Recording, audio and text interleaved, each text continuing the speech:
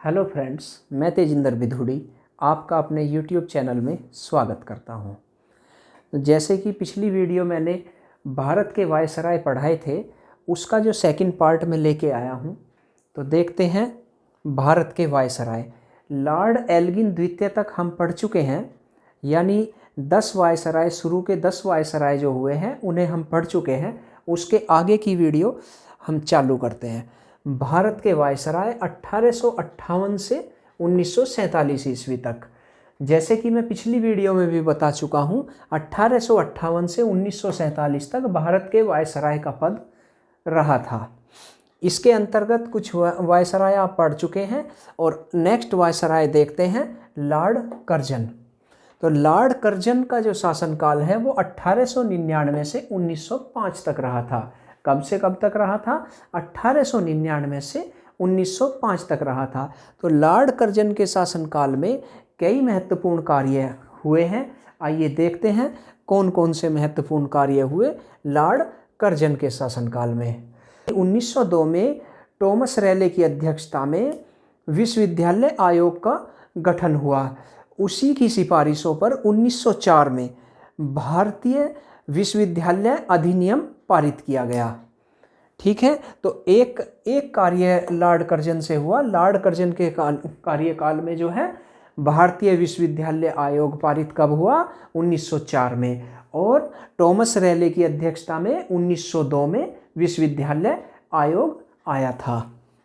Lord Curzon के शासनकाल में दूसरा मुख्य जो कार्य हुआ, बंगाल का विभाजन, जो 1905 में हुआ था।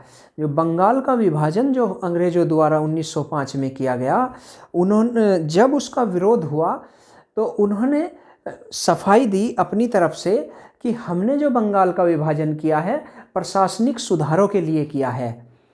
जबकि इनकी जो दूसरी मंशा थी वो मंशा ये थी कि जो बंगाल में राष्ट्रीय आंदोलन व्यापक स्तर पर फैल रहे थे उसे जो है कमज़ोर करना था। यानी राष्ट्रीय आंदोलन, बंगाल में फैल रहे राष्ट्रीय आंदोलन को कमज़ोर करने के लिए ही अंग्रेज़ों द्वारा 1905 में बंगाल विभाजन किया गया था। जबकि इन्होंने उसे प्रशासनिक सुधार के लिए विभाजन बताया। तो दो कार्य लॉर्ड कर्जन के शासनकाल से हुए। एक तो भारतीय विश्वविद्यालय अधिनियम पारित हुआ और दूसरा जो है बंगाल का विभाजन हुआ। अब नेक्स्ट हम देखते हैं Lord Minto second. Lord Minto second 1905 से 1910 तक। लॉर्ड मिंटो सेकंड कब से कब तक रहा? 1905 से 1910 तक। तो लॉर्ड मिंटो सेकंड के कार्यकाल में कई महत्वपूर्ण कार्य हुए दोस्तों।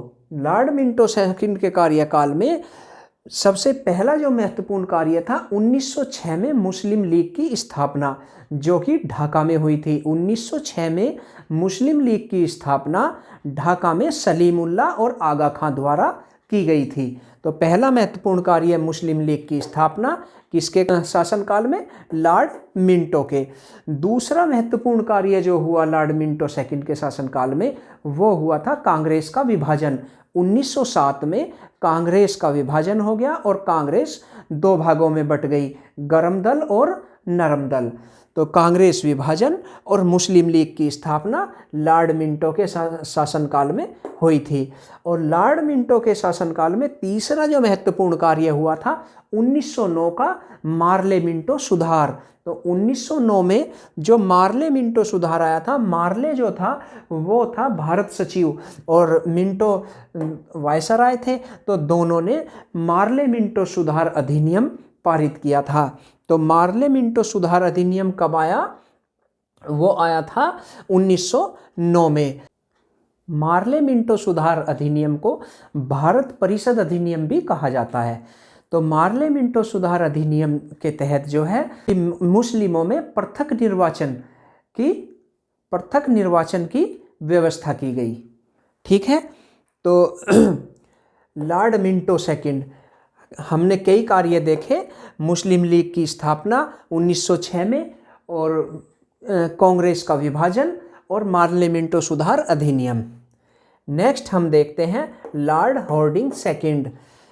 लॉर्ड हार्डिंग सेकंड 1910 से 1916 तक रहे थे। कब से कब तक रहे? 1910 से 1916 तक।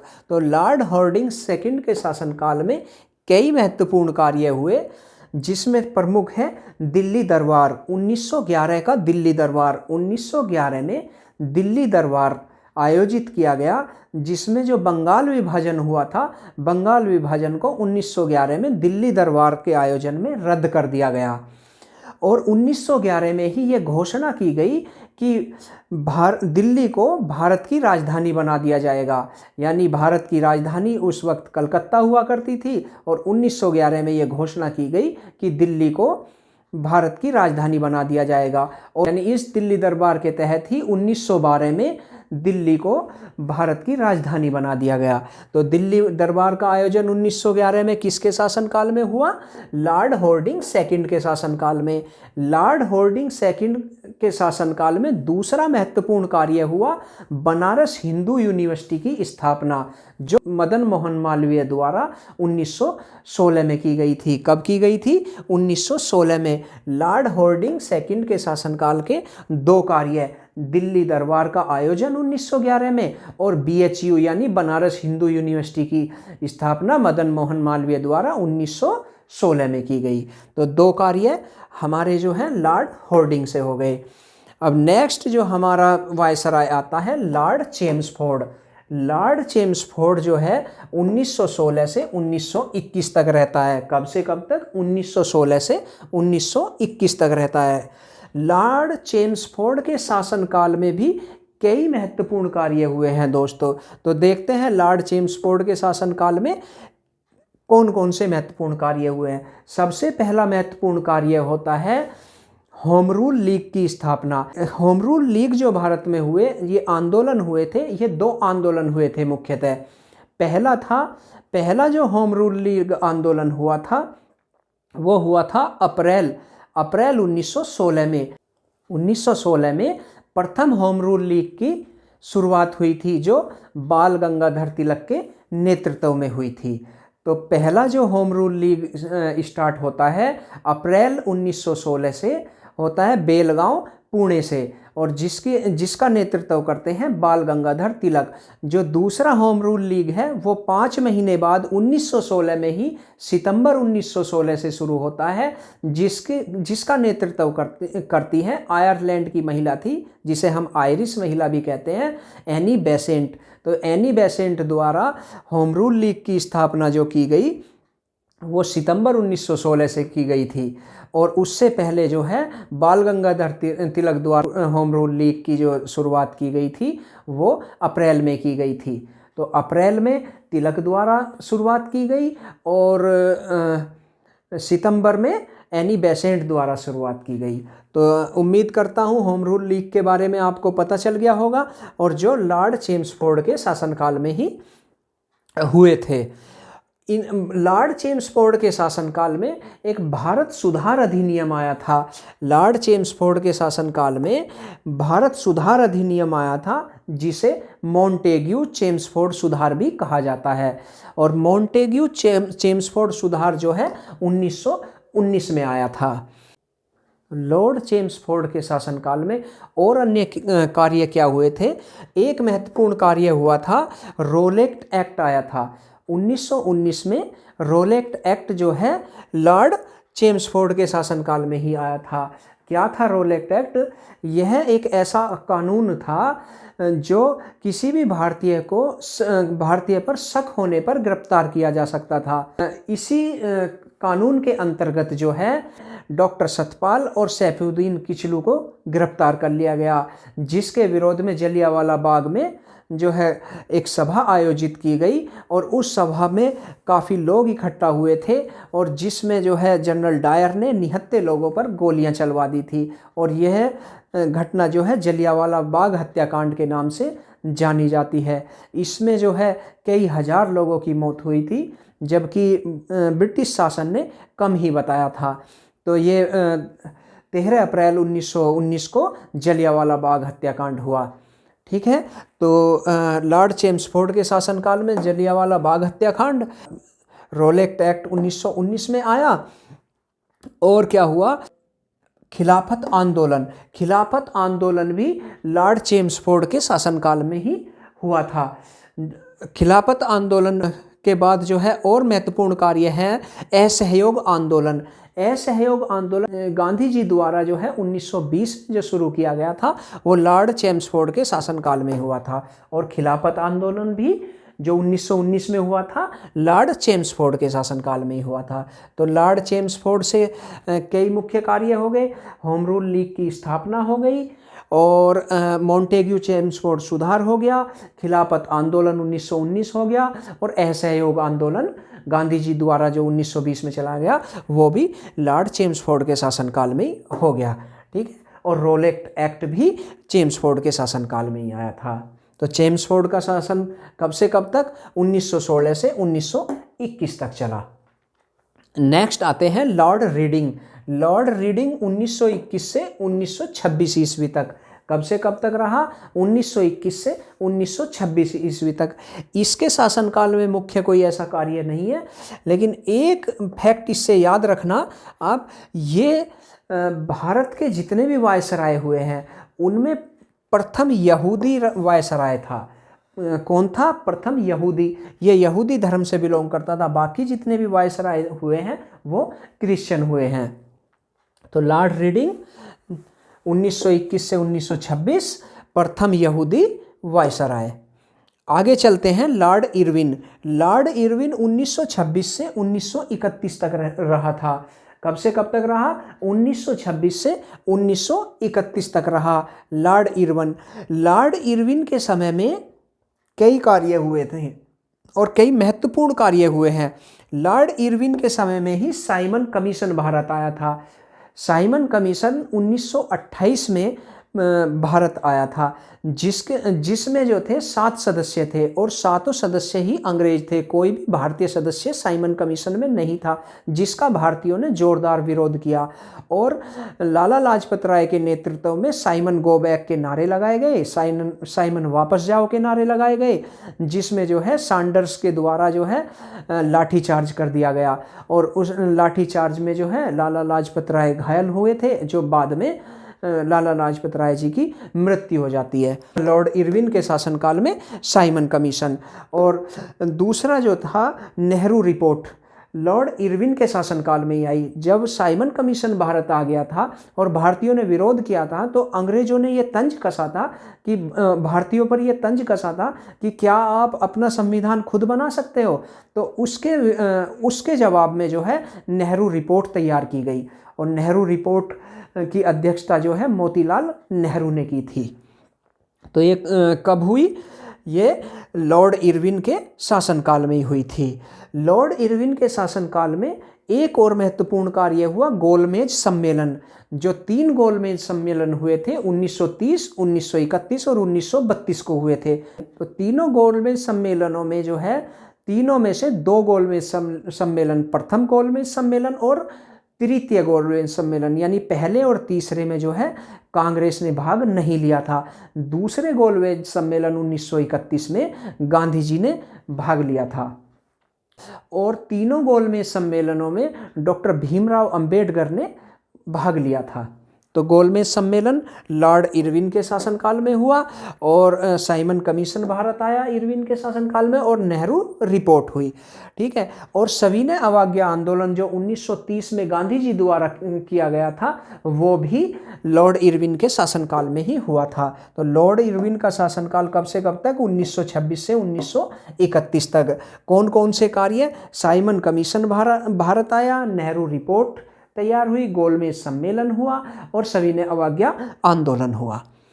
अगला देखते हैं लॉर्ड वेलिंगटन। लॉर्ड वेलिंगटन जो है 1931 से 1936 तक रहते हैं। कब से कब तक रहते हैं? 1931 से 1936 तक।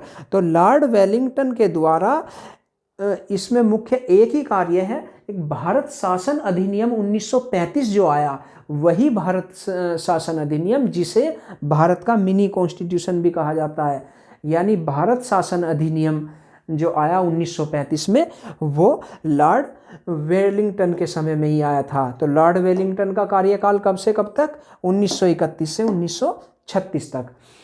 नेक्स्ट देखते हैं लॉर्ड लिनलिथगो। लॉर्ड लिनलिथगो 1936 से 1943 तक भारत के वायसराय रहे थे। 1936 से 1943 तक भारत के वायसराय लॉर्ड लिनलिथगो रहे थे।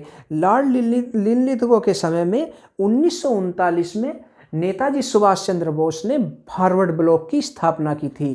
तो लिनलिथगो के समय में नेताजी सुभाष चंद्र बोस ने फॉरवर्ड ब्लॉक की स्थापना की थी। और क्या महत्वपूर्ण कार्य लॉर्ड लिनलिथगो के समय में हुए थे?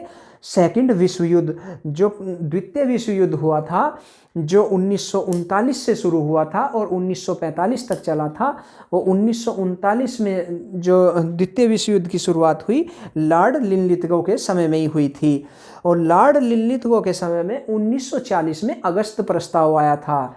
कब आया था? 1940 में। अगस्त प्रस्ताव भी लिनलिथगो के समय में ही आया था। तो क्या क्या कार्य लिनलिथगो से हुए? फॉरवर्ड ब्लॉक की स्थापना, द्वितीय विश्व युद्ध और अगस्त प्रस्ताव। और देखते हैं लिनलिथगो के समय में क्या कार्य हुए हैं। लिनलिथगो के समय में 1940 में जो है ब्रिटेन में आम चुनाव हुए और उसमें चर्चिल जो है ब्रिटेन के प्रधानमंत्री बने थे। तो ब्रिटेन के प्रधानमंत्री 1940 में जो चर्चिल बने थे लिनलिथगो के शासनकाल में ही बने थे। और 1942 का क्रिप्स मिशन, 1942 में जो क्रिप्स मिशन आया था वो भी लॉर्ड लिनलिथगो के समय में ही आया था। और क्या कार्य हुए? भारत छोड़ो आंदोलन, जो गांधी जी द्वारा 8 अगस्त 1942 को भारत छोड़ो आंदोलन शुरू किया गया था, वो भी लॉर्ड लिनलिथगो के समय में ही शुरू किया गया। तो कई कार्य लॉर्ड लिनलिथगो के समय में शुरू हुए। देख लेते हैं, दोबारा देखते हैं। लॉर्ड लिनलिथगो 1936 से 1943 तक भारत के वायसराय रहे और इनके शासनकाल में कई महत्वपूर्ण कार्य हुए, जैसे कि फॉरवर्ड ब्लॉक की स्थापना नेताजी सुभाष चंद्र बोस द्वारा लिनलिथगो के समय में हुई, द्वितीय विश्व युद्ध लिनलिथगो के समय में हुआ और जो है अगस्त प्रस्ताव भी लिनलिथगो के शासनकाल में ही हुआ था। और चर्चिल जो है ब्रिटेन के प्रधानमंत्री बनते हैं।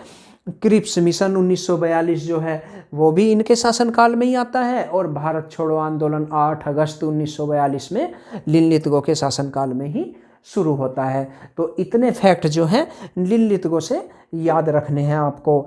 ये फैक्ट जो है मोस्टली एग्जाम में खूब पूछे जाते हैं। नेक्स्ट देखते हैं लॉर्ड वेवेल। लॉर्ड वेवेल जो है 1943 से 1947 तक, कब से कब तक? 1943 से 1947 तक लॉर्ड वेवेल जो है भारत के वायसराय रहते हैं। इनके शासनकाल में भी कई महत्वपूर्ण कार्य हुए हैं।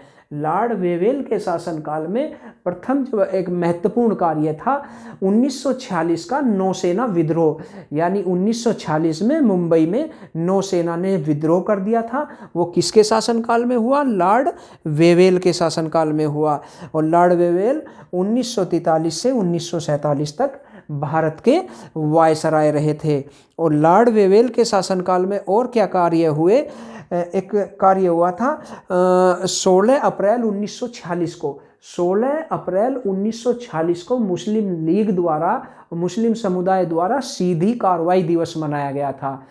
तो सीधी कार्रवाई दिवस जो मनाया गया था, कब मनाया गया था? 16 अप्रैल 1946 को। ये डेट जो है कई परीक्षाओं में पूछी जा चुकी है। 16 अप्रैल 1946 को सीधी कार्रवाई दिवस जो है मुस्लिम लीग और मुस्लिमों द्वारा जो है मनाया गया था। किसके शासनकाल में? लॉर्ड वेवेल के शासनकाल में।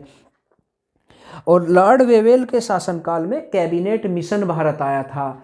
लॉर्ड वेवेल के शासनकाल में ही कैबिनेट मिशन भारत आया था। उसके आधार पर ही संविधान सभा का गठन किया गया।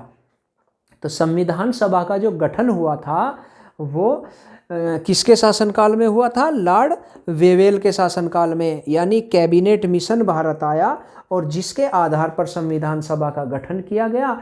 और 9 दिसंबर 1946 को, 9 दिसंबर 1946 को जो है संविधान बनाने की कार्रवाई शुरू की गई। तो यानी संविधान सभा का गठन किसके शासनकाल में हुआ? लॉर्ड वेवेल के शासनकाल में। और क्या कार्य हुए? 1946 में इनके शासनकाल में जो है, लिनलिथगो के शासनकाल में जो है 1940 में क्या हुआ था, ब्रिटेन में आम चुनाव हुए थे, चर्चिल प्रधानमंत्री बने थे।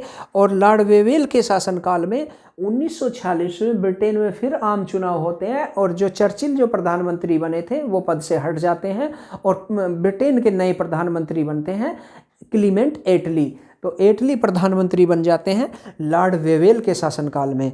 तो ये महत्वपूर्ण कार्य लॉर्ड वेवेल के शासनकाल में हुए थे। तो कौन कौन से देखते हैं एक बार लॉर्ड वेवेल के शासनकाल में क्या क्या कार्य किए गए। लॉर्ड वेवेल के शासनकाल में नौसेना विद्रोह हुआ था, सीधी कार्रवाई दिवस मनाया गया था जो 16 अप्रैल 1946 को मनाया गया। और कैबिनेट मिशन जो भारत आया था वो भी वेवेल के काल में आया था और जिसने संविधान सभा का गठन किया गया था। और लॉर्ड वेवेल के शासनकाल में 1946 में आम चुनाव होते हैं और एटली प्रधानमंत्री बनते हैं। तो ये फैक्ट लॉर्ड वेवेल से संबंधित। लॉर्ड वेवेल 1943 से 1947 तक। नेक्स्ट देखते हैं, नेक्स्ट वायसराय थे लॉर्ड माउंटबेटन और ये भारत के अंतिम वायसराय थे। तो लॉर्ड माउंटबेटन जो मार्च 1947 में भारत आते हैं और वायसराय बनते हैं और जून 1948 तक जो है ये रहते हैं। तो लॉर्ड माउंटबेटन जो है ये माउंटबेटन योजना लेके आए थे। जो एटली प्रधानमंत्री बन गए थे तो एटली जो है एटली ने ये घोषणा की थी कि जून 1948 तक जो है भारत को स्वतंत्र कर दिया जाएगा। और इन्होंने जो है लॉर्ड माउंटबेटन ने माउंटबेटन योजना प्रस्तुत की जिसके तहत जो है भारत को आज़ादी मिली। और पहले ही 15 अगस्त 1947 को, यानी 48 को कहा था इन्होंने, लेकिन 15 अगस्त 1947 को भारत को आज़ाद कर दिया गया। और भारत को आज़ाद होने के बाद जो है, और ये जो है भारत के आज़ाद होने के बाद आज़ाद भारत के प्रथम जो है क्या बने, गवर्नर जनरल बने। यानी वायसराय का पद जो है ख़त्म हो जाता है 15 अगस्त 1947 को और गवर्नर जनरल का पद शुरू हो जाता है। और 15 अगस्त 1947 के बाद जो है ये स्वतंत्र भारत के प्रथम क्या बनते हैं, गवर्नर जनरल बनते हैं। और 1948 तक ये जो है अपने पद पे रहते हैं। इसके बाद जो है भारतीयों द्वारा विरोध किया जाता है कि एक अंग्रेज को माउंटबेटन को जो है पद पे क्यों बना रखा है। तो इन्हें जो है भारत के गवर्नर जनरल पद से हटा दिया जाता है। और उसके बाद जो है सी राजगोपालाचारी को, स्वतंत्र भारत के प्रथम भारतीय गवर्नर जनरल थे ये, तो सी राजगोपालाचारी स्वतंत्र भारत के प्रथम भारतीय गवर्नर जनरल बनते हैं जो 21 जून 1948 से 26 जनवरी 1950 ईस्वी तक अपने पद पर रहते हैं। और 26 जनवरी 1950 को भारत जो है एक गणतंत्र राष्ट्र बनता है और जो गवर्नर जनरल, भारत के गवर्नर जनरल का पद था वो समाप्त कर दिया जाता है और एक नया पद सृजित होता है भारत के राष्ट्रपति का। तो ये थे भारत के वायसराय का, और भारत के वायसराय का दूसरा वीडियो था। उम्मीद करता हूँ ये आपको वीडियो पसंद आई होगी। वीडियो पसंद आई हो तो वीडियो को लाइक करें और मेरे चैनल को सब्सक्राइब करें। मिलते हैं अगली वीडियो में, तब तक के लिए नमस्कार।